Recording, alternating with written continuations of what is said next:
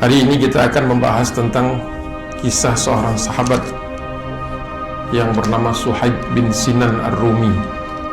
Suhaib bin Sinan Ar-Rumi, seorang sahabat Rasulullah SAW yang mendapat julukan orang Romawi. Ar-Rumi di situ maksudnya Romawi, tapi secara historis maksudnya orang Bizantium.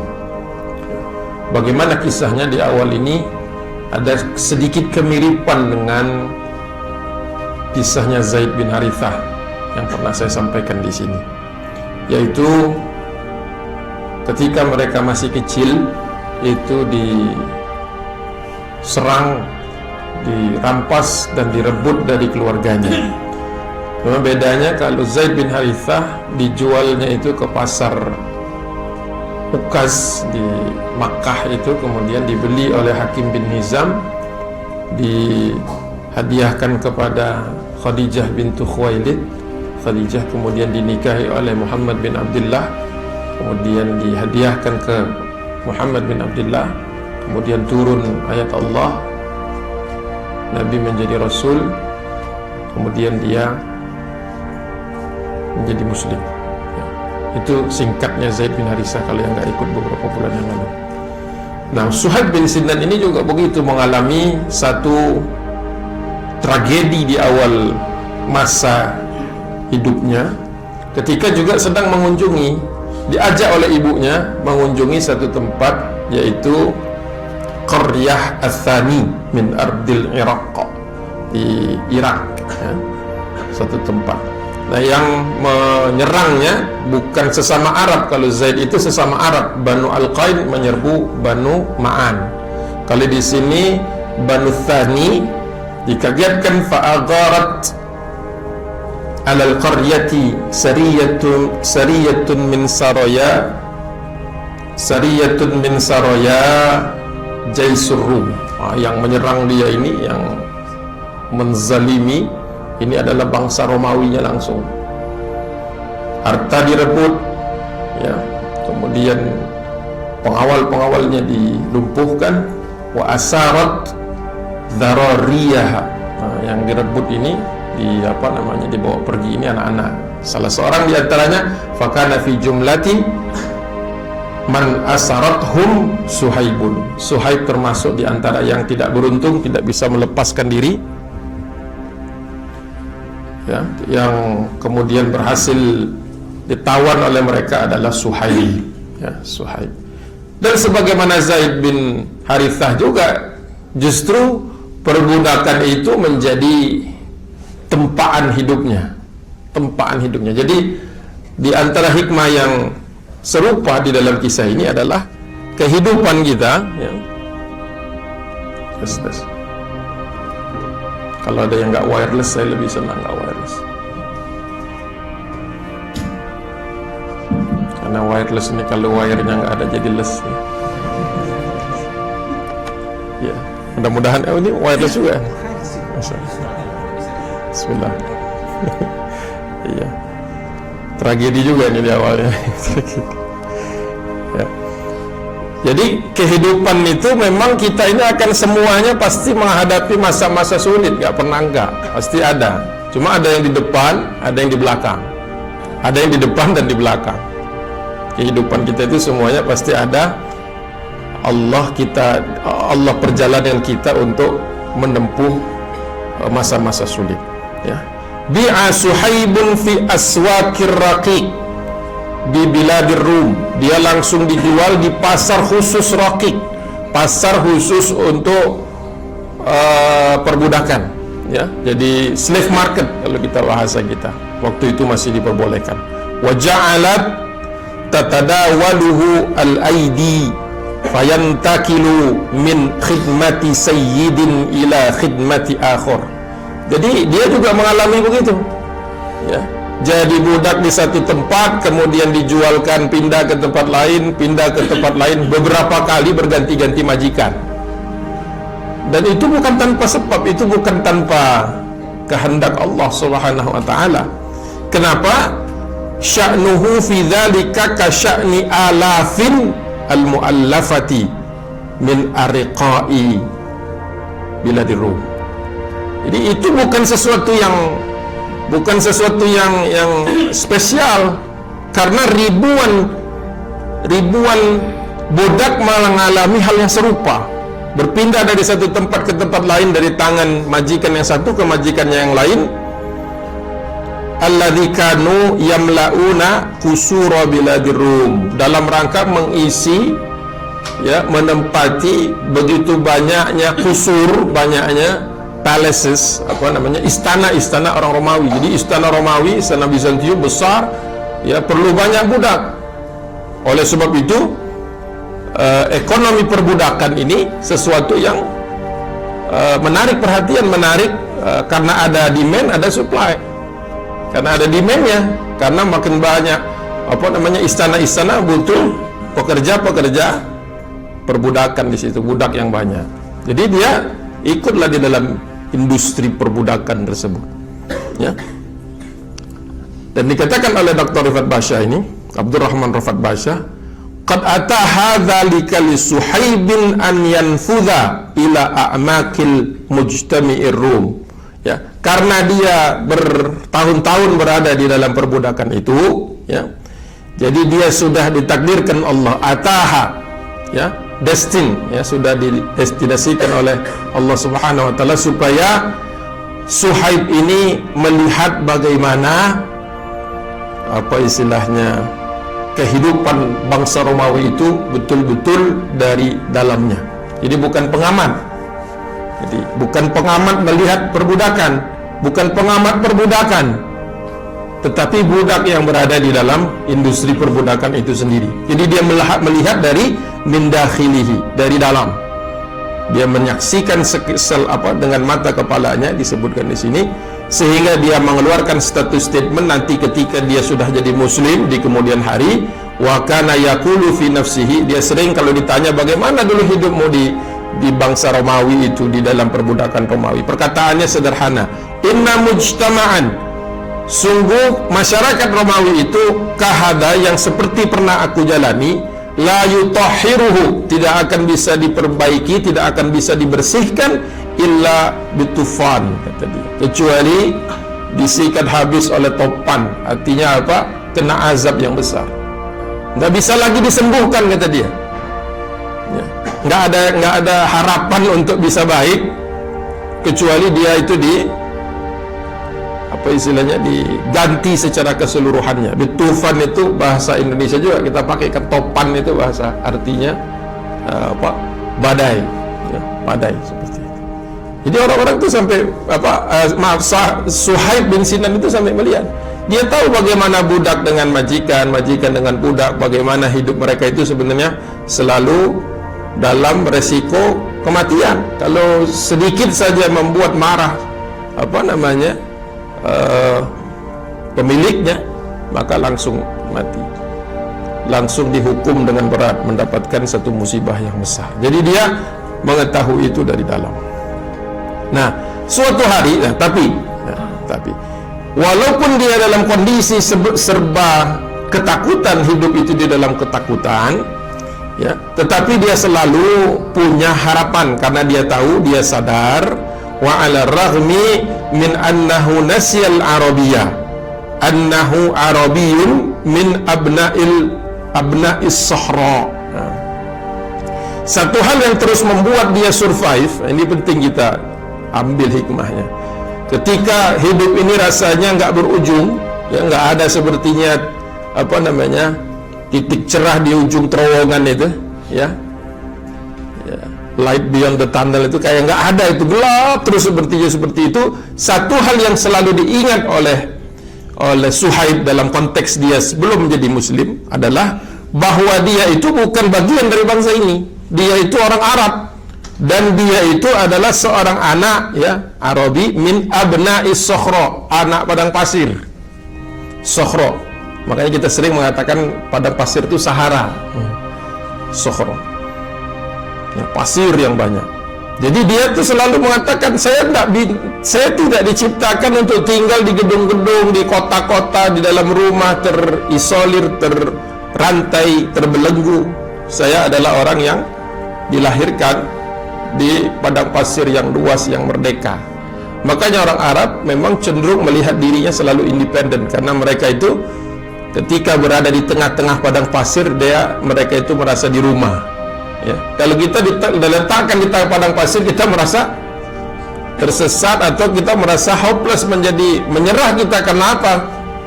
Ya, seluruh kiri kanan depan belakang kita padang pasir semua. Kita tidak bisa hidup di tempat itu karena kita terbiasa hidupnya di tropis. Ya, contohnya seperti itu. Jadi menarik ketika seseorang punya satu pegangan, ya, belum bisa pegang Islam karena belum hijrah, belum ketemu Rasulullah sallallahu alaihi wasallam. Jadi dalam menjalani kehidupan yang panjang, yang mungkin sepertinya permasalahan tidak berhenti-berhenti, kita perlu punya pegangan bahwa suatu saat kita akan merdeka, keluar dari masalah itu. Harus optimis, walaupun kita tidak tahu persis kapannya. Ya.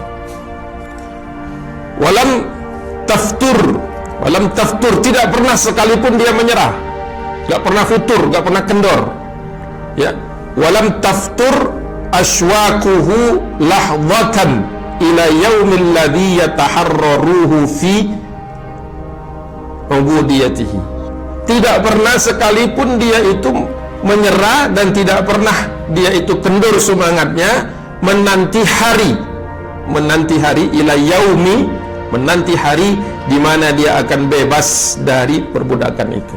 Jadi itu hope yang kalau kita pernah mungkin baca Survivors, ya, orang-orang yang misalnya kapal lautnya karam, kemudian dia terombang-ambing di lautan selama 1 pekan, 10 hari. Itu orang-orang yang survive. Yang lain mungkin sudah meninggal semua, sudah tenggelam, sudah kehabisan, sudah hopeless, nggak akan ada kapal yang lewat, nggak ada search and rescue, nggak ada lagi. Yang kalau kita baca biografi orang yang pernah melalui satu musibah besar, itu selalu mereka punya pegangan karena mereka tidak mau mati di situ. Ya, macam-macam biasanya, karena ada anak yang masih harus ditemui, masih ada cita-cita yang belum selesai, masih ada calon istri yang harus dinikahi, atau istri yang menanti di rumah dan lain sebagainya, orang tua yang menunggu-nunggu. Jadi ada sesuatu yang tidak pernah pudar. Jadi terus menunggu, ya, sampai tiba masanya. Dan betul, ternyata Allah Subhanahu wa taala mengaruniakan kepada dia dan kesemangatannya itu dengan sebuah peristiwa yang sangat menarik. Ya, wa qad zadahu haninan ila biladil Arab fawqa haninihi. Tadinya dia itu mau pulang ke negeri Irak, tempat kampung halamannya. Tiba-tiba di suatu hari berubah karena ada satu informasi tambahan yang dia dengar. Dia sekarang berubah haluan, ingin segera masuk ke wilayah orang-orang Arab, yaitu Jazirah Arab di luar Irak. Annahu sami'a, karena dia mendengar kahinan, seorang pendeta min kahanatin Nasara, ya, min kahanatin Nasara, seorang pendeta Nasrani, yaqulu, berkata, li sayyidin, kepada tuannya, kepada tuan min asyadihi, yang lagi ngumpul. Jadi ada perkumpulan para pemilik budak lagi ngumpul dan dia nguping ceritanya. Ini berarti sudah cukup lama sehingga Suhaib bin Sinan ini sudah bisa memahami percakapan dalam bahasa Romawi, Bizantium, ya. Karena aslinya dia orang Arab, bawaannya, telinganya, kemudian language-nya, bahasa ibunya bahasa Arab. Tapi dia bisa mendengar dan mencuri-curi perkataan. Apa? Ketika ditanya apa dulu yang membuat engkau kok nggak balik ke Irak tapi malah justru ke Mekah, waktu ditanya sama Rasulullah ketika dia mau masuk Islam, dia mengatakan laqad atalla, ini perkataan dari kahinah, ya, kahinah atau kahin. Kahin itu juga dipakai oleh orang-orang Yahudi, ya. Kahin itu istilahnya pendeta. Makanya di dalam Yahudi itu ada sekte, ada satu kelompok masyarakat para pendeta, kahin, ya. Kalau di Eropa kan, kalau di Latinkan kahin itu jadi kohon. Kalau ada orang namanya Cohen, Cohen, nah, itu hampir pasti Yahudi. Nggak ada orang last name-nya Cohen, kahin asal katanya. Kalau kita melihat buku-buku bahasa Arab menerjemahkan Cohen, pasti kahin. Karena aslinya bahasa Arab, karena bahasa Arab dengan bahasa Yahudi itu satu sumber, satu rumpun bahasa yang sama, cuma menggunakan abjad yang berbeda.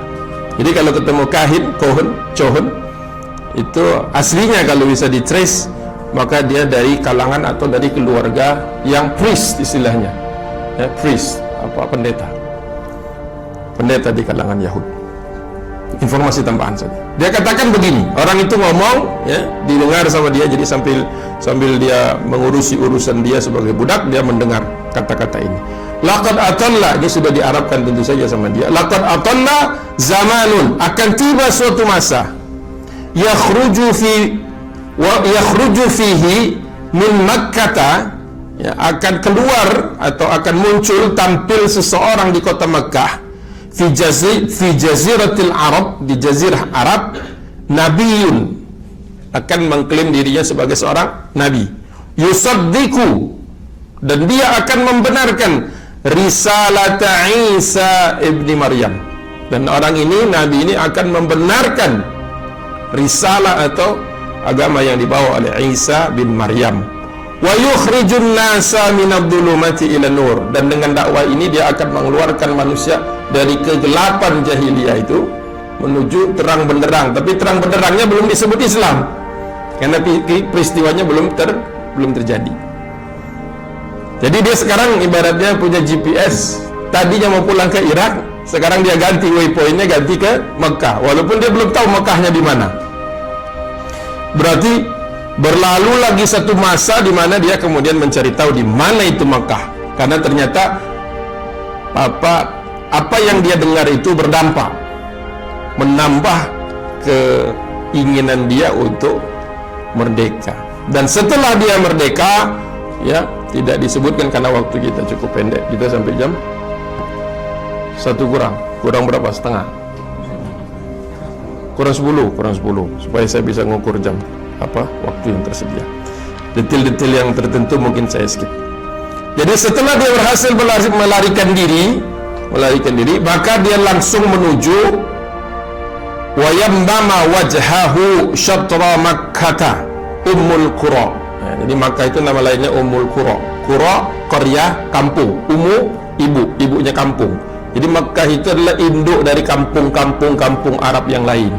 Jadi tidak ada satu bangsa Arab pun di Jazirah Arab itu yang tidak mengenal Makkah, karena Makkah itu terkenal sebagai Ummul Qura.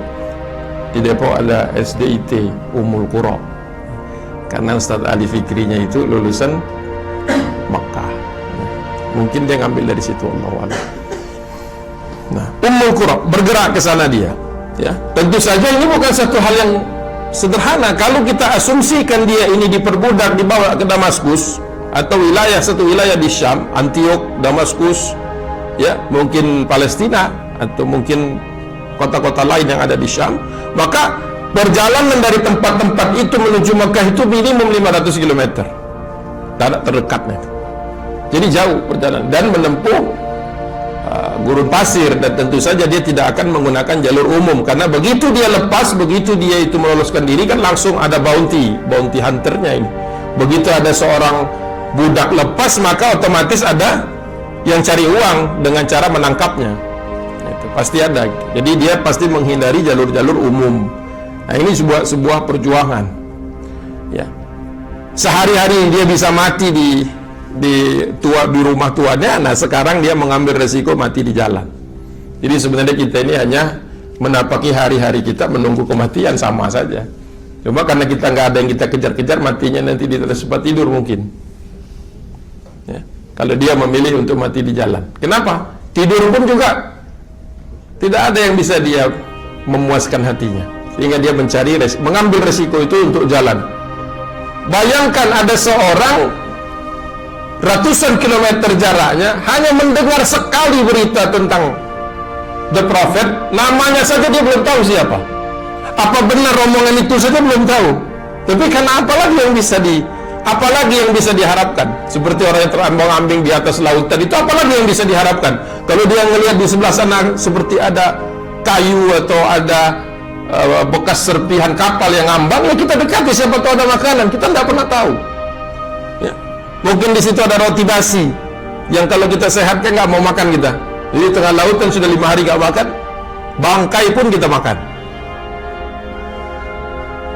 Nah inilah yang perlu kita ambil dari kehidupan ini. Ya, ada orang hanya karena mendengar satu dan kemudian Allah gerakkan seluruh energinya untuk sampai ke sana. Makanya kadang-kadang kalau kita terlalu nyaman di zona kita itu, di zona kenyamanan itu, bisa jadi kita tidak menemukan potensi-potensi sebenarnya yang Allah anugerahkan kepada kita. Suhaib bisa saja dia menjadi seorang budak yang paling bagus di situ. Mungkin suatu saat bebas juga, tapi bebasnya dalam keadaan rumi benar, nggak ketemu hidayah, bisa jadi. Atau bisa jadi dia skeptis, dia tidak percaya kepada perkataan kahinun tadi. Ya, udahlah sama aja dengan orang Bizantium yang lainnya. Kenapa dia mau mendengar dan percaya bahwa profesi ini, satu nubuah ini akan terjadi? Kok bisa yakin dia nanti ketika sampai di sana itu sudah timingnya juga benar? Kan bisa jadi 100 tahun lagi. Nobody knows. Jadi ikhwati fillah, bapak-bapak dan ibu-ibu yang dirahmati Allah Subhanahu wa taala, ya, pentingnya kita itu menjaga kesemangatan dalam hidup ini. Ya, hidup kita di sini kemungkinan besar tidak semuram Suhaib bin Sinan. Kemungkinan besar seperti itu. Oke. Sampailah dia di kota Makkah. Langsunglah dia mencari. Tapi nggak ada yang tahu siapa. Mana ada, belum ada nabi. Ya memang Rasulullah belum bi'tsah, belum Jibril belum turun. Bisa jadi dia sudah berpapasan dengan Muhammad bin Abdullah. Ya, bisa jadi, tapi nggak ada yang tahu. Oleh sebab itu dia memastikan ingin tempat ini betul Mekah, betul Mekah. Berarti kalau betul dengan keyakinan dia akan muncul di sini, cuma when and who-nya belum tahu. Ya. Oh, in the meantime, ya, selama sambil nunggu itu, waqad halafa Suhaibun sayyidan min sadati Makkah. Dia mencari seorang yang terpandang di kota Mekah itu dan mengajukan proposal halaf, mengajukan proposal untuk kerjasama. Ya. Siapa orang yang tertarik kepada dia kerjasama proposal dia ini? Huwa Abdullah ibn Jud'an. Abdullah bin Jud'an ini beberapa kali muncul nama ini di dalam sirah Nabawiyah berkaitan dengan orang-orang yang membela Nabi, kenabian, tapi tidak mau masuk Islam, tapi membela, seperti misalnya kasus perobekan naskah pemboikotan. Orang-orang yang ketika Rasulullah mau kembali lagi ke kota Makkah memberikan perlindungan. Itu tipe manusia yang lurus, yang hanif, ya. Tapi pada waktu pertama kali dakwah itu muncul tidak mau masuk Islam. Ya, di sini namanya Abdullah bin Jud'an. Pertanyaan saya, kira-kira seorang mantan budak sudah bebas, dia bebasnya karena melarikan diri, kemudian jauh dari tempatnya, bukan di kampung halamannya, kira-kira bisa nawarin apa yang berharga untuk bisa dianggap istilahnya bisa dianggap sebagai partner? Kira-kira apa yang bisa ditawarkan? Ya, pertama determinasinya yang mahal itu. Tenaganya sih banyak, mungkin orang yang kuat, ya, banyak orang yang kekar tapi determinasinya rendah. Banyak orang yang krempeng tapi determinasinya tinggi.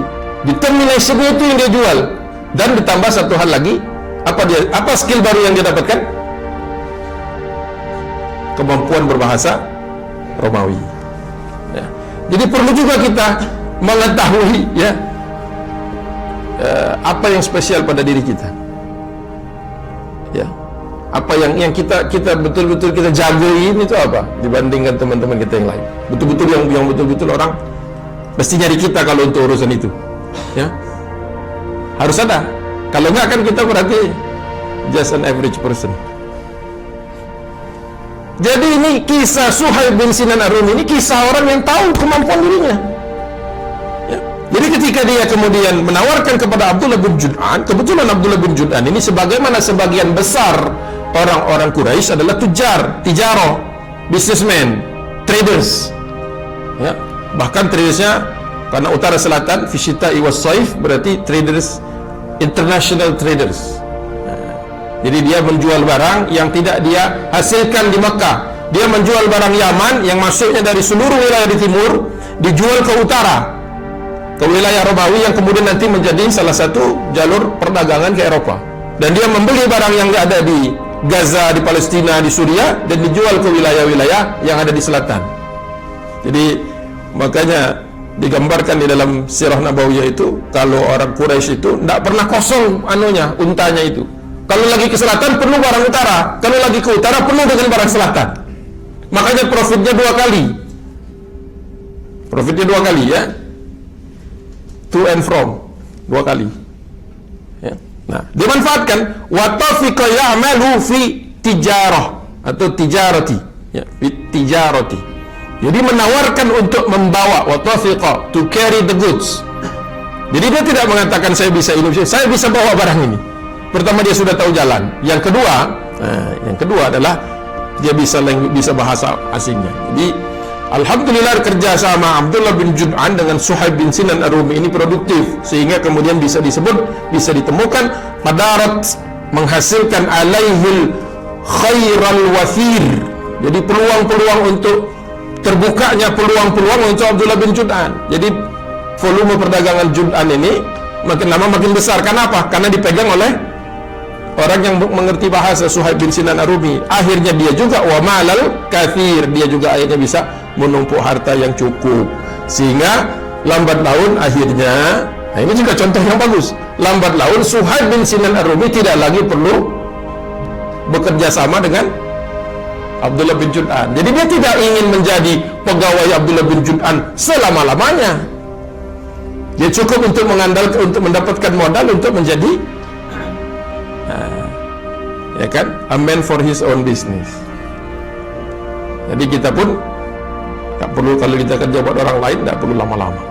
Selama kita sudah bisa, yakin bisa jalan sendiri, maka segeralah. Karena ya pastilah seperti itu orang-orang yang ingin maju, ya. Nah, langsung tiga informasi berturut-turutan. Pertama, dia tahu apa yang dia mampu. Yang kedua, dia tahu harus berapa lama. Yang ketiga, ghaira anna Suhaiban lam tursihi tijaratuhu wa makasibuhu. Ya, ternyata perdagangan serta income-nya dia, makasib itu income. Jadi perdagangan dan income yang mulai mengalir karena kehebatan dia tadi tidak merubah, tidak membuat dia lupa, ya, lam tansihi hadithal kahanin nasrani. Ya. Jadi kadang-kadang kita kalau satu bisnis, satu yang kita tekuni itu sudah menghasilkan barang yang menghasilkan income yang cukup, kita kadang-kadang lupa dulu, ya, kenapa dia datang pertama kali ke Makkah. Bisa jadi sudah lupa kalau orang biasa, kalau bukan Suhaib, ya, ternyata enak dagang, lupa nyari, lupa mencari isyarat-isyarat kahin tadi, isyarat-isyarat pendeta Nasrani tadi. Tapi dia tidak lupa. Jadi sambil dagang tetap bertanya, ya, tetap istilahnya pasang telinga mencari tahu adakah perubahan-perubahan di struktur masyarakat Arab ini. Karena jahiliyahnya Arab walaupun tidak sama persis dengan Bizantium, tapi ada kesamaan karena mereka berinteraksi. Ya. Alhamdulillah itu bahasanya lam tunsihi hadithal kahani an-nasrani, tidak merubah itu. Pertanyaan dia setiap waktu, mata yakunu dzalik, kapan tibanya masa itu, wa ma huwa illa qalilun hatta ja'ahul jawab. Tidak lama setelah itu Allah turunkan jawaban dia itu. Jadi yang sudah dia tunggu-tunggu lama, sejak dia masih pertama kali melepaskan diri dalam perjalanan yang panjang, memulai mendatangi negeri yang baru Mekah, kemudian bekerja sama dengan Abdullah bin Jud'an sampai dia menjadi pengusaha yang sukses. Tiba masanya, ya, tiba masanya. Fa fi dzati yaumin, sebuah hari, ketika datang sebuah hari, ada Suhaibun ila Makkah. Suhaib baru pulang dari mana? Min ihda rihlatihi, dari bisnis trips, ya, perjalanan bisnis, salah satu perjalanan bisnis dia pulang ke kota Mekah. Sampai ke kota Mekah, faqila lahu, ada orang mau menyampaikan, karena selama ini kan dia terkenal nyari-nyari informasi. Maka kemudian ada orang menyampaikan kepadanya, faqila lahu, perkataan sebagai berikut, ya, inna Muhammada ibna Abdul Muttalib, inna Muhammada ibna Abdillahi qad bu'itha. Ada yang mengatakan begitu, sungguh Muhammad bin Abdullah diangkat sebagai rasul. Wah, kagetnya, oh ternyata Muhammad, ya. Wa qama yad'un nasa ilal iman billahi wahdah. Dia tanya ke apa yang disampaikan, apa yang diutarakan oleh Muhammad ini. Wa qama yad'un nas, mengajak seluruh manusia, bukan hanya bangsa Arab, ilal iman, untuk beriman billah, kepada Allah, wahdah saja. Wah, langsung kaget. Karena biasa orang Arab, terutama orang Quraisy, kalau mau pergi berbisnis ke selatan, ke Yaman maupun ke Suriah, ke utara, itu selalu membawa idol, selalu membawa patung-patung kecil, ya. Nah, Abu Lahab itu termasuk. Kenapa dia sangat benci dengan Muhammad SAW? Karena dia itu tukang bikin patung dari kayu. Bikin patung dari kayu. Ini konsepnya adalah, dulu orang Arab itu kemana-mana kalau pulang dari perjalanan mau menyembah Lata dan Uzza dan sebagainya, itu batu-batu besar. Tidak praktis kalau bawa batu berjalan-jalan, ya kan? Mereka ingin menyembah itu ketika lagi di Suriah, atau menyembahnya ketika lagi ada di Yaman. Maka timbullah pemikiran Abu Lahab ini, paman Rasulullah. Dia buatkan portable asnam jamak dari berhala. Jadi berhala portable dijual. Jadi dipahat serupa dengan apa yang disembah. Nah, dijual dengan harga mahal. Ya, jadi kalau bukan berhalanya Abu Jahal nggak sah. Jadi ada mungkin sertifikasi juga, nggak tahu. Yang jelas dia laku. Makanya kesal dengan Muhammad ketika Muhammad mulai mengatakan tadi bahasanya ilal imani billahi saja. Kalau billahi saja tidak masalah. Kenapa? Bisa billah, bil uzza, bil lata. Nggak masalah buat bukan Abu Jahal, Abu Lahab itu nggak masalah kalau sekali-kali menyembah Allah, sekali-kali menyembah Lata, sekali-kali menyembah Uzza, nggak masalah, karena dia masih punya pasar yang bisa dijual. Tapi ketika menyembah Allah wahdah saja, itu seperti dia kehilangan market. Makanya dia ikut rombongan orang-orang yang menentang dakwah. Karena apa? Mengganggu dapurnya. Karena itu profesi dia. Jadi kalau kita bedah satu persatu, setiap orang yang menentang Rasulullah itu bisa kita temukan sebenarnya penentangannya tidak selalu ideologis. Penentangannya tidak selalu ideologi, dan tidak selalu penentangannya itu yang sifatnya filosofis. Nggak selalu. Praktis. Convenience, ya. Jadi pilihan seperti itu. Jadi kaget dia, wah hebat nih, ada orang berani mengajak orang Quraisy, orang Arab untuk hanya menyembah Allah. Ini kan berarti mengurangi sebagian dari kesakralan berhala-berhala itu. Wah, menarik ini. Jangan-jangan ini nih yang dikabarkan oleh siapa? Oleh kahin tadi. Jangan-jangan ini benar, ya. Wa yahudduhum, orang itu menuliskan lagi. Terus apa lagi katanya? Apa lagi yang dia sampaikan? Apa lagi yang diajaknya manusia itu? Wa yahudduhum 'alal adli wal ihsan. Mengajak orang untuk berlaku adil dan ihsan, profesional. Ya. Ya. Doing good beyond the requirement. Bahasa ihsan itu kalau diterjemahkan melakukan kebaikan melampaui batas yang dibutuhkan, yang disyaratkan. Ya, doing good beyond the requirement. Ya. Kaget dia.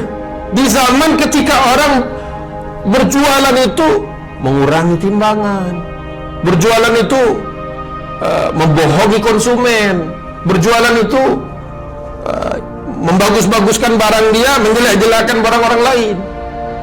Jadi perlu kita pahami bahwa ketika Rasulullah waktu itu mengajak orang kepada Islam, itu sebuah revolusi yang besar. Jadi bukan sekedar beriman kepada Allah, ya saya tahu, kan? Terus berlaku adil, oke lah. Nggak bisa begitu kita. Kita harus melihat dalam konteks ketika waktu itu keadilan itu tidak ada. Ketika ihsan itu sesuatu yang absurd, Kalau ihsan, bayangannya zaman dulu kalau ihsan nggak profitable. Gimana mau dapat laba kalau ihsan? Nah, itu ya. Wa yanhahum 'anil fahsya'i wal munkar. Wah, lebih kaget lagi. Mengajak orang untuk menjauhi fahsya. Fahsya itu kalau diterjemahkan secara umum perlakuan-perlakuan buruk, tapi sebenarnya dalam konteks jahiliyah itu sebenarnya seks bebas. Fahsya itu zina. Fahsya itu secara spesifik. Wah, itu kan kesenangannya orang Quraisy. Jadi ibaratnya engkau itu ngajak kepada sesuatu yang tidak populer dan kemudian mengajak orang meninggalkan sesuatu yang sangat digandrungi. Ya. Jadi, wah, jangan benar ini orang ini, ya. Karena tadi kan waktu dia dengar berapa tahun yang lalu kan menyelamatkan wa yukhrijun nasa minadz-dzulumati ilan nur. Wah, ini jangan-jangan kata Suhaib ini kayaknya kriteria ini benar nih. Karena yang diajak itu bukan sekedar istilahnya yang penting baik, itu bukan. Revolusioner, merombak cara pandang orang Quraisy, orang jahiliyah. Ya. Jadi wa yanhahum 'anil fahsya'i wal munkar, dan mengajak orang untuk meninggalkan zina dan mungkar, kezaliman berat, penganiayaan, penistaan yang kuat menindas yang lemah. Wah, langsung perkataan pertama dia, faqal, ketika selesai itu orang tadi udah ngomong, ada lagi nggak? Nggak ada, itu saja.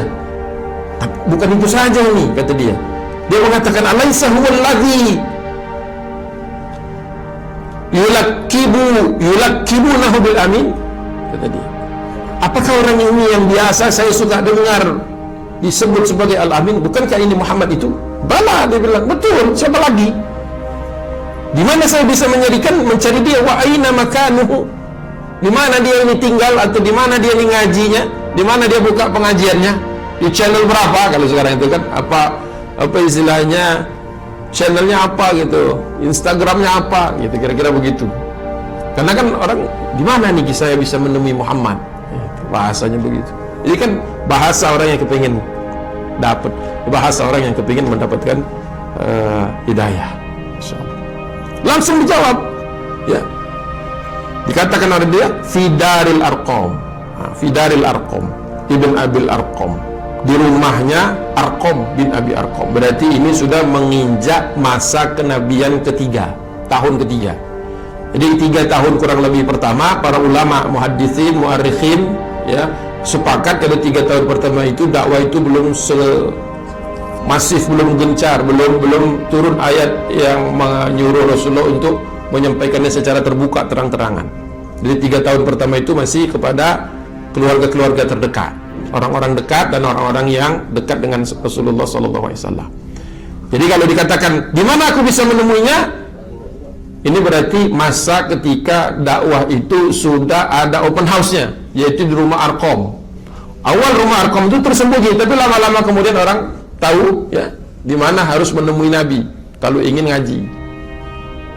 Ya, tahu orang datang ke sana, walaupun tidak semua orang ingin datang ke sana. Ini namanya hidayah juga. Fidaril Arqam ibni Abil Arqam, inda Safa. Takutnya dia kan nggak tahu di mana rumah Arqam, di dekat bukit Safa Marwah. Berarti tidak terlalu jauh dari Ka'bah. Ya, jalanannya kan sedikit kan, nggak terlalu jauh. Kalau sekarang kan di dalam satu masjid itu kan, dulu harus menempuh rumah-rumah karena Ka'bah dengan Safa Marwah itu terpisah. Ada rumah orang Quraisy mengelilingi Ka'bah. Makanya orang-orang Quraisy itu dikenal dengan istilah Jiranullah, tetangganya Allah. Ya, karena itu tidak semua orang boleh beli tanah di situ. Anda punya uang besar banyak, tidak bisa beli tanah di situ, harus Quraisy itu. Ya, jadi tidak cukup uang untuk beli tanah properti di Ka'bah Ring 1, ya, Ring 1-nya Ka'bah, tidak bisa pakai duit saja. Maka itu orang-orang di sana mulia. Walaupun waktu itu sebagian besar masih jahil, ya, menentang bahkan. Tapi orang tadi mengatakan, lihat siapa? Suhaib ini langsung sepertinya langsung saat itu juga mau ke sana. Walakin hadarin, ya, dia bilang tapi hati-hati, min an baraka ahadun min Quraisyin, jangan sampai engkau yaroka Ya, jangan. Tapi kalau kau mau ke sana, jangan, pastikan tidak ada satupun orang Quraisy melihatmu. Oh, langsung dikasih wanti-wanti. Ya, langsung ngasih wanti-wanti. Ya, boleh ke sana silahkan, kau mau cari, tapi hati-hati. Pastikan kau tidak dilihat oleh siapa-siapa. Kenapa? Dia bilang. Kenapa nggak harus hati-hati? Wa anta, dia katakan di situ, faf'alu wa anta rajulun gharib. Karena kau tuh orang asing di sini. Ya. Engkau itu orang imigran, kau bukan orang asli Quraisy, engkau itu dikenal sebagai orang Rum, orang Romawi, ya. La asabiyata laka tahmik, ya. Dan engkau tidak memiliki perlindungan asabiyah, perlindungan suku. Jadi kalau kau sampai ketangkap, ketahuan main di tempatnya Arqam, maka engkau akan merasakan kepedihan yang luar biasa. Oh, jadi ternyata waktu itu sudah ada ancaman buat orang-orang. Jadi masanya itu tidak persis di tahun pertama Rasulullah kenabiannya masuk Islam. Jadi bukan betul-betul yang pertama, tapi ketika Rasulullah SAW sudah berdakwah secara terbuka dan mengumpulkan sahabat di rumah Arqam bin Abi Arqam. Ya. 12.45, masih ada 5 menit lagi insyaAllah. Ketika Suhaib bin Sinan sampai di rumah Arqam bin Abi Arqam, dia di depan pintunya itu bareng dengan Ammar bin Yasir. Ammar bin Yasir. Ya, terjadi dialog di situ. Kata Ammar, kau mau ketemu siapa? Aku mau ketemu Muhammad. Untuk apa kau ketemu Muhammad? Untuk apa kau mau ketemu Muhammad? Jawabnya begitu. Karena dia biasa dalam kondisi distress gitu ya. Jadi orang nanya apa gitu kan. Kata Yasir, saya juga terpana, saya ingin ketemu Muhammad. Ya kalau gitu kita sama-sama ketemu. Kau yakin Muhammad mau menemuimu? Balik lagi semuanya. Kau yakin Muhammad mau menemuimu? Gitu. Terjadi dialog-dialog seperti itu, ya. Untuk mempersingkat, intinya kemudian ya.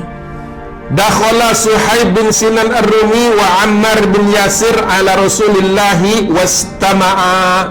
Sama-sama mendengar. Muhammad, kami mau mendengar perkataanmu. Maka disampaikan Rasulullah. Jadi disampaikan. Setelah disampaikan apa yang perlu disampaikan, dijelaskan tentang al-Islam, konsep dasarnya, ketuhanan, ya, tauhid dan lain sebagainya. Wa tasabaqo, dulu-duluan berdua ini balapan mau ngapain? Fi maddin aidihima ilaihi, dulu-duluan mau megang tangan Rasulullah. Kenapa? Ingin mengucapkan kalimat wa syahida an la ilaha illallah wa anna Muhammadan abduhu wa rasuluhu. Jadi Rasulullah sampai tersenyum melihat ada dua orang mau masuk Islam saja rebutan tangan. Kenapa? Yang satu tidak mau keduluan sama yang lain. Jadi makanya kemudian Rasulullah mempersaudarakan sempat mempersaudarakan Ammar dengan Suhaib itu karena kisahnya masuk Islamnya bareng dan hampir dua-dua tangannya itu ditangkap Rasulullah bareng gitu. Ya. Berbeda pendapat, tetapi banyak yang mengatakan Suhaib yang lebih dahulu karena dia lebih cekatan dari Ammar. Tangan dia lebih dahulu mengucapkan, tidak lama setelah itu Ammar bin Yasir mengucapkan syahadah, dua-duanya masuk Islam. Tidak lama setelah itu dua-duanya ditangkap. Cuma bedanya Suhaib bin Sinan karena sudah pernah punya pengalaman ditangkap oleh bangsa Romawi, sudah pernah mengalami, ya, jadi dia tahu persis bagaimana harus melakukan apa ketika ditangkap. Ammar dan keluarga besarnya belum pernah, sehingga kemudian keluarga ini adalah keluarga syuhada pertama. Ibunya Ammar meninggal dunia sebagai syahid pertama, seorang muslimah, ya. Bapaknya hampir juga, tapi Ammar mengatakan jangan dibunuh bapak saya mengatakan Lata, Uzza, Hubal. Akhirnya bapaknya selamat. Setelah itu dia nangis datang kepada Rasulullah, ya Rasulullah, apakah saya sudah murtad? Kata Rasulullah, apa yang kau katakan?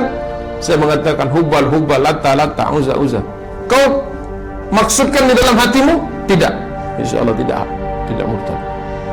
Makanya Ammar bin Yasir termasuk orang-orang pertama yang hijrah. Kenapa? Rasulullah khawatir kalau ketangkep lagi dia nggak kuat. Begitu. Ya. Karena apa? Kau nggak bisa langsung dibela sama yang lain? Belum ada ayat untuk melakukan konfrontasi. Belum ada kutiba alaikumul qital. Kalau ada, peranglah di Mekah di tahun itu. Ya, ayat kutiba alaikumul qital wa huwa kurhul lakum turunnya nanti setelah mereka menjelang hijrah atau setelah hijrah. Jadi bersaudara dua orang ini masuk Islamnya bareng, ya, disiksanya bareng, ya. Tapi alhamdulillah ketika diizinkan oleh Allah dan Rasulnya untuk hijrah, berangkatlah mereka berdua. Tapi Ammar lancar hijrahnya, Suhaib bin Sinan nggak bisa lancar. Karena apa? Rumah dia dimonitor. Wa aqamat alaihi ar-ruqaba, ada intelnya, jagain terus di depan. Kemana dia pergi diikuti, bolak-balik diikuti. Ar-ruqaba istilahnya. Hatta la yaflita min aidihim, nggak bisa sama sekali dia melarikan diri, sama sekali tidak bisa lolos dari situ. Sampai suatu malam dia berusaha untuk melarikan diri malam hari. Berangkat dia ke kamar mandi. Zaman dulu nggak ada kamar mandi di dalam rumah, apalagi di dalam kamar. Orang dulu zaman Rasulullah SAW kalau mau buang air pergi jauh-jauh sampai nggak ada lagi orang, baru buang aja di pasir dan nggak ada air, bersihnya pakai batu. Nanti kalau sudah ada tempat ketemu air baru dibersihkan. Begitu zaman dulu. Nggak ada towel, nggak ada begini, nggak ada. Nggak ada air, nggak mewah, airnya bisa disemprot kemana-mana, nggak ada. Begitu awalnya kehidupan Rasulullah SAW. Nah dia juga begitu, keluar, tapi keluar pun diikuti, ke kamar mandi pun diikut, maksudnya diintai terus sampai dia balik lagi itu. Sampai selama 7 malam berturut-turut, akhirnya ketika malam ke-7 yang jagain tadi, siapa namanya? Bukan namanya ya, Ruqaba tadi, orang yang intelnya yang memastikan dia. Akhirnya disapa sama temannya, kenapa kau mau ikut dia lagi? Tiap malam dia itu kamar mandi. Dia katakan begitu ya, tuyumu nafsan fa innal lata wal uzza syaghalahu bi batnihi. Tak usahlah kau ikuti lagi. Yang namanya Suhaib bin Sinan Ar-Rumi itu sedang dilaknat sama Lata dan Uzza, makanya dia tiap malam keluar kamar mandi mencret. Itu memang dihukum karena dia ikut Islam. Dah usah kita ikuti, nanti dia pulang lagi. Sudah 7 malam saya ikuti, dia selalu kamar mandi balik, nanti besok kamar mandi balik di jam yang sama. Jadi sudahlah kita tenang-tenang tidur di sini saja. Dia itu cuma kena hukuman Lata dan Uzza. Pas malam itulah dia berangkat. Kenapa? Nggak dibuntuti. Jadi ternyata selama ini dia ke belakang itu. Nah, itu bagian dari taktik dan strateginya dia. Begitu malam ke-7, nah nggak diikutin. Baru dia bawa untanya dan sebagainya, dia bawa penuh dengan barang-barang, penuh dengan harta dan emas dan perak yang selama ini dia kumpulkan sedikit demi sedikit waktu dia selama dia menjadi pedagang. Berangkat dia ngobrol, dipacu kencang-kencang. Besok pagi orang-orang saling tabok. Kenapa? Ternyata betul di sini saling tabok. Kenapa? Karena ternyata siapa namanya Suhaib tadi nggak pulang malam itu. Bohong kalian, ditipu katanya. Berangkatlah 12 orang mengejar Suhaib bin Sinan. Dikejar, arahnya kemana bisa diduga, ke arah Madinah. Treknya masih fresh, bisa diikutin kudanya itu. Dikejar. Falamma ahassa bihim, ketika Suhaib bin Sinan menoleh ke belakang, dia merasa dia dikejar karena debu berterbangan di belakang. Wa waqafa ala makanin ali, dia cari bukit yang tinggi. Wa akhraja sihamahu min kinanatihi, dia keluarkan seluruh panahnya, ditancap dari quivernya itu dikeluarkan, ditancapin keliling. Dia berdiri di tengahnya. Wa watara qausahu, menyiapkan senar itu, ditarik, nyiapin panahnya. Panah ditaruh, ditancapin keliling. Supaya apa? Nanti nggak perlu begini-begini lagi, tinggal ngambil aja dari bawah. Gitu. Dia mau bikin istilahnya pertahanan terakhir di sini. Kuda, unta di tengah, dia di atas bukit, panah dia tancapkan dikelilingi. Dia tunggu 12 orang itu datang. Kira-kira kayak apa? Boleh terus apa enggak? Nah, dilema. Dilema. Terus apa enggak? Terus. Bisa, ceritanya bisa ditunda. Terus. Nanti dikit lagi. Baik. Datanglah 12 orang itu keliling, melihat dia di atas sendirian, nggak berani naik, keliling dia. Ya ma'syara Quraisy, wahai kalian orang-orang Quraisy, laqad alimtum, sungguh kalian sudah tahu, wallahi demi Allah, anni min armanas. Arma minkum, ada yang mengatakan armanas. Kalian tahu aku adalah pemanah terbaik di kalangan kalian, di kalangan manusia. Orang baru ingat lagi, betul, karena Suhaib bin Sinan Ar-Rumi ini walaupun dia pedagang, rajin latihan manah. informasi tambahannya di situ. Dia katakan, kalian kan tahu semua kalau aku pandai memanah, ya. Wa ahkamihim isabah, dan aku tak pernah meleset. Nah, dia ingetin lagi, saya war ini, ya. 12 orang, saya war, dia menggertak dulu kan. Ingat, saya pemanah bagus, kalau nembak gak pernah meleset. 12 orang mulai keringat dingin. Itu tambahan tadi. Wallahi la tasiluna ilayya, saya tidak akan mengizinkan satupun di antara kalian mendatangiku hatta aqtula bi kulli sahmin, pasti melesat satu panah satu orang. One shot one kill, no exception. Di film apa itu saya lupa. Kalau nggak salah apa ya, lupa itu. Hurt Locker kalau nggak salah itu filmnya, yang orang Amerika stres nembakin apa orang-orang sniper di Irak. Dia katakan one shot, one kill, no exception. Bahasa siapa? Suhaib bin Sinannya, hatta aktula bi kulli sahmin ma'i rajulan minkum. Satu orang pun tak akan meleset. Naik satu, mati satu. Terserah kalian mau naik kapan. Ini jagoan dia. Kenapa? Sendirian bisa menahan orang yang banyak itu. Thumma, kata dia, kalau ada yang lolos, thumma adribakum bisayfi. Kalau kalian lolos juga, siapa yang beruntung lolos dari panahku, nggak akan beruntung ketemu pedangku. Ma baqiya fi yadi, dan tidak akan lepas dari tanganku syai'un minhu, siapapun dari kalian itu. Tak ada yang lolos dari pedangku. Jadi pinter panah, pinter pedang, pinter cari duit, pinter apa lagi tadi? Pinter bahasa, strategi, psikolog. Tapi satu yang belum nikah. Itu antum untung, menang. Yang lainnya kalah. Cuma satu itu yang menang. Mungkin. Nah, kadang jago panah di sini saya tidak tahu. Mungkin, kayak gitu. Ya. Oke. 12 orang tidak naik, tapi tidak pergi. Pulang ke Mekah pasti didamprat sama abu-abu yang jahal, yang segala macam. Maju naik ke atas, siapa yang mau mati duluan? Ya, lama-lama berpikir, akhirnya siapa yang berpikir duluan? Suhaib bin Sinan Ar-Rumi. Dia katakan,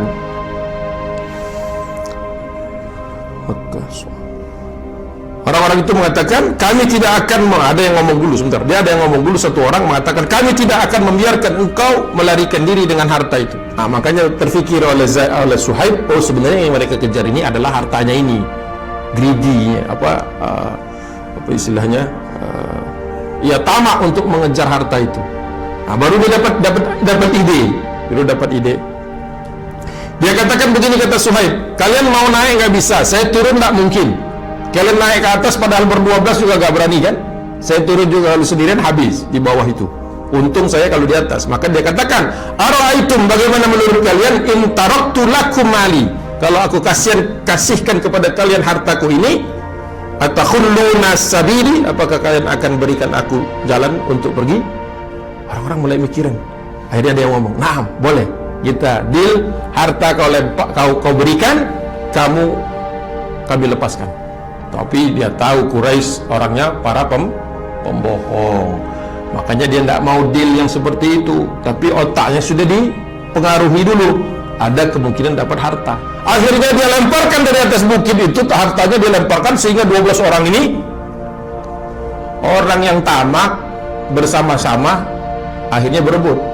Akhirnya mereka kemudian mengambil harta yang dilempar-lempar itu, ketika mereka sedang sibuk mengambil harta satu. Jadi kan nggak mau keduluan sama yang lain, nggak mau kalah banyak. Barulah dia berangkat, melarikan diri, memacu kudanya. Sekarang sudah enteng kudanya, nggak bawa harta sebanyak itu lagi. Hampir habis. Dia pacu sudah secepat-cepatnya karena takut dikejar lagi. Kalaupun mereka ngejar, sekarang yang pelan adalah yang 12. Karena apa? Untanya mulai lebih berat, dan mereka sudah tidak punya lagi motivasi untuk mengejar. Kenapa? Targetnya harta. Sampai falamma, ini penutup, falamma balagha Kuba, ketika dia sampai di kota Kuba, belum sampai Madinah, ya, ra'ahu, dia melihat Rasulullah SAW datang, ya, fahasyalahu wabasya, mendatangi dia sambil tersenyum, rayaknya orang yang gembira. Sebenarnya kalau kita mau lihat perasaannya Suhaib bin Sinan ini, dia baru kehilangan seluruh harta yang dia kumpulkan beberapa tahun itu. Mungkin dia mau nikah dengan uang itu, nggak tahu. Sekarang semuanya sudah terbuang. Ya, dia tidak tahu kenapa Rasulullah begitu bergembira, karena dia sendiri sebenarnya ada kesedihan di dalamnya, tapi dia lebih mengutamakan keselamatan nyawanya dan keinginan untuk bergabung dengan kaum muslimin di kota Madinah yang sudah hijrah.